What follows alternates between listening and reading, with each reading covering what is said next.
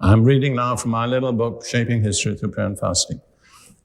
Having obtained my own degrees in the University of Cambridge and having held a fellowship at King's College, Cambridge, I was particularly interested to see how many of the Pilgrims' spiritual leaders had received their education at Cambridge. Now, I think most people in Cambridge don't have any clue to this fact. 3 of those most closely associated with the Pilgrim stories were Richard Clifton, John Robinson, and William Brewster. Clifton was the elder of the original congregation at Scrooby in England. Robinson was the elder of the Pilgrims congregation at Leiden in Holland, where they had to go to maintain religious liberty. Brewster was the elder who actually traveled over on the Mayflower. All 3 of these men received their education at Cambridge. I mean, Cambridge has no idea about this. They don't know. And most Americans don't know. And here I am from Cambridge.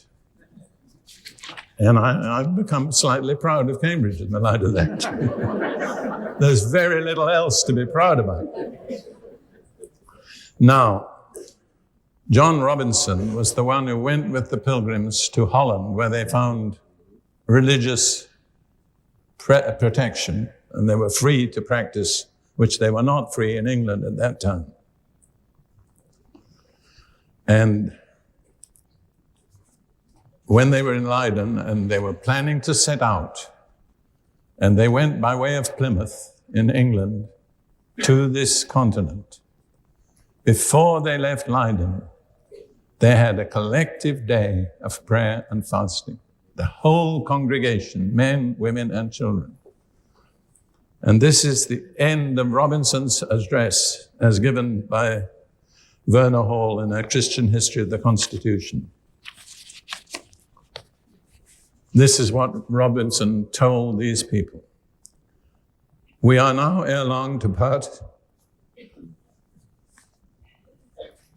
I feel so much of the emotion that they felt at this time. We are now ere long to part asunder, and the Lord knoweth whether he, Robinson, should live to see our face again. But whether the Lord had appointed it or not, he charged us before God and his blessed angels to follow him no further than he followed Christ. And if God should reveal anything to us by any other instrument of his, to be as ready to receive it as ever we were to receive any truth by his ministry. For he was very confident that the Lord had more truth and light yet to break forth out of his holy word. I like that attitude, don't you? We don't know it all. There's more to learn.